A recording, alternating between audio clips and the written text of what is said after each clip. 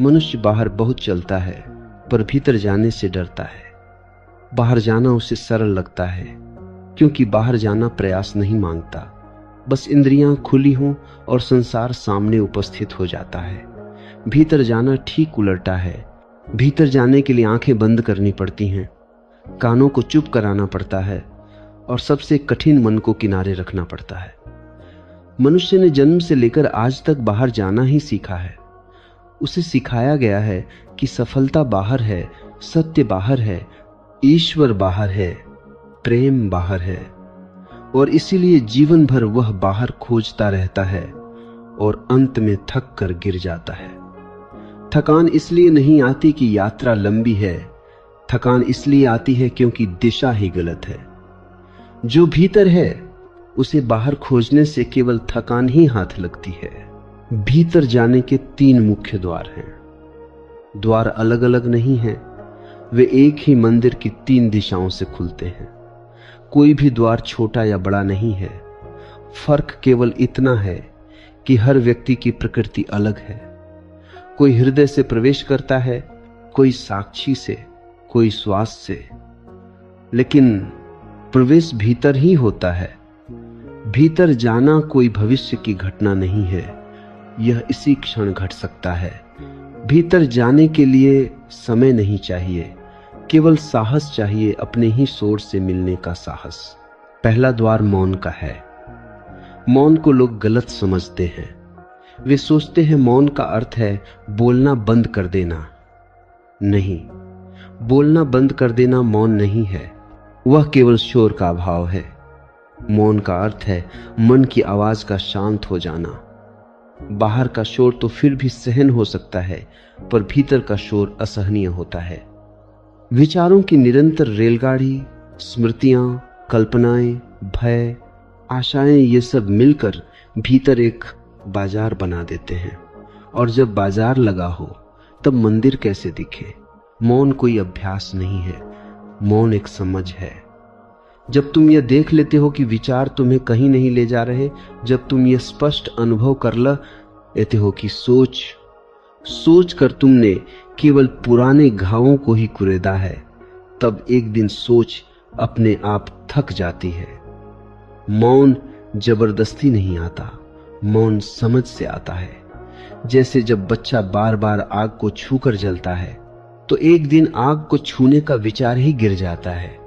कोई नियम नहीं बनाना पड़ता, कोई संकल्प नहीं लेना पड़ता। वैसे ही जब तुम देख लेते हो कि मन तुम्हें केवल अतीत और भविष्य में भटकाता है और वर्तमान से चुरा लेता है, तब धीरे धीरे मन की पकड़ ढीली पड़ने लगती है। इस मौन के द्वार पर कोई पहरेदार नहीं है, कोई तुमसे पूछने नहीं आएगा कि तुम योग्य हो या नहीं। मौन का द्वार सबके लिए खुला है, गरीब, अमीर, ज्ञानी, अज्ञानी, पापी, पुण्यात्मा। केवल एक बात चाहिए, देखने की ईमानदारी। जैसे ही तुम अपने भीतर के शोर को बिना जज किए देख लेते हो, जैसे ही तुम यह स्वीकार कर लेते हो कि हाँ, मेरे भीतर बहुत शोर है, उसी क्षण से मौन की प्रक्रिया शुरू हो जाती है। स्वीकार करना आधा मौन है। जब मन थोड़ा शांत होने लगता है तब एक अजीब सा भय उठता है। यह भय इसलिए नहीं कि कुछ गलत होने वाला है, बल्कि इसीलिए कि अब तक तुम शोर से ही अपनी पहचान बनाए हुए थे। तुम अपने विचारों को ही मैं समझ बैठे थे। जब विचार कम होते हैं तो मैं भी जैसे धुंधला पड़ने लगता है। यही वह क्षण है जहां अधिकतर लोग पीछे लौट जाते हैं। वे फिर से शोर पैदा कर लेते हैं। टीवी, मोबाइल, बातचीत, योजनाएं, क्योंकि शोर में मैं सुरक्षित लगता है, मौन में मैं पिघलने लगता है। लेकिन यदि तुम इस भय से भागे नहीं, यदि तुम इस खालीपन में थोड़ी देर ठहर गए, तो एक नया अनुभव जन्म लेता है साक्षी का। तुम देखते हो कि विचार आ रहे हैं और जा रहे हैं, पर तुम उनसे अलग हो। यह देखना ही भीतर जाने का पहला वास्तविक कदम है। अब तुम विचार नहीं हो, तुम विचारों को देखने वाले हो। यह अंतर बहुत सूक्ष्म है पर क्रांतिकारी है। यह अंतर बहुत सूक्ष्म है, ही से भीतर की यात्रा शुरू होती है। इस मौन में कोई उपलब्धि नहीं है, कोई लक्ष्य नहीं है, यहाँ केवल होना है। जैसे आकाश बस है, बादल आते हैं जाते हैं पर आकाश अछूता रहता है।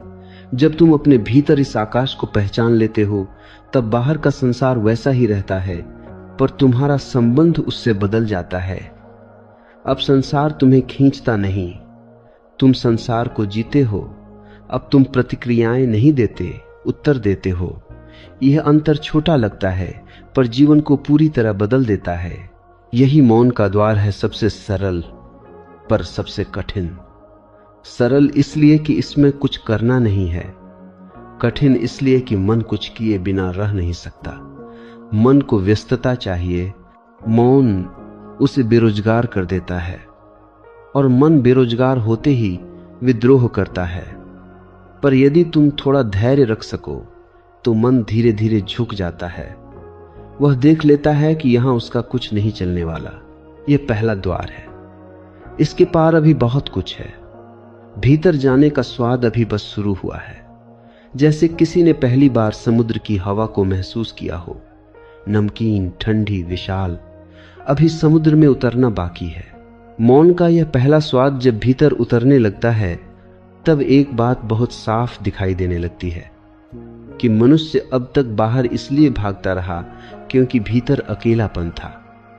लेकिन यह अकेलापन असल में खालीपन नहीं है, यह तो भीड़ के हटते ही प्रकट होने वाला विशाल आकाश है। फर्क केवल देखने के ढंग का है। जिसने भीतर के आकाश को कभी नहीं देखा उसे वह शून्य लगता है। जिसने एक बार भी उसे छू लिया उसके लिए वही पूर्णता बन जाता है। मौन का द्वार यही परिवर्तन है, शून्य से पूर्ण की ओर। धीरे धीरे जब विचारों के बीच की खामोशी लंबी होने लगती है तब एक सूक्ष्म संगीत सुनाई देने लगता है। यह बाहर का कोई स्वर नहीं है, यह जीवन की अपनी धड़कन है। जैसे किसी शांत रात में तुम अपने ही हृदय की धड़कन सुन लेते हो। पहले यह धड़कन हमेशा थी, लेकिन शोर इतना था कि सुनाई नहीं देती थी। मौन उसे प्रकट करता है, पैदा नहीं करता। भीतर जाने की यात्रा में यह समझ बहुत महत्वपूर्ण है कि कुछ भी नया रचा नहीं जा रहा, केवल जो छुपा था वह उजागर हो रहा है। मौन का द्वार तुम्हें तुम्हारी सीमाओं से परिचित कराता है। तुम देखते हो कि तुम्हारी पहचान कितनी छोटी थी। नाम, रूप, कहानी, अतीत, मौन में ये सब पिघलने लगते हैं। जैसे नमक पानी में घुल जाता है और अलग दिखाई नहीं देता, वैसे ही मैं का कठोर रूप ढीला पड़ने लगता है। ये घबराहट ला सकता है, क्योंकि जिस मैं को तुमने जीवन भर बचाया वही अब विलीन होने लगता है। लेकिन यही विलय भीतर जाने की कुंजी है। जब तक तुम किसी रूप को पकड़े रहोगे भीतर नहीं जा पाओगे। भीतर जाना रूपहीनता की ओर जाना है। इस मौन में एक और गहरी बात प्रकट होती है कि संघर्ष बाहर नहीं था, संघर्ष भीतर था। बाहर तो परिस्थितियां थीं, भीतर प्रतिक्रिया थी। मौन प्रतिक्रिया को काट देता है, और जब प्रतिक्रिया कट जाती है तब परिस्थिति अपना असर खो देती है। तब कोई तुम्हें दुखी नहीं कर सकता, कोई तुम्हें क्रोधित नहीं कर सकता। ना ही कि दुख और क्रोध उठते नहीं, वे उठते हैं, लेकिन तुम उनसे चिपकते नहीं। वे आते हैं और चले जाते हैं, तुम उनके मेजबान हो, कैदी नहीं। मौन का द्वार पार करते हुए एक दिन ऐसा आता है जब तुम्हें पहली बार वास्तविक विश्राम का स्वाद मिलता है।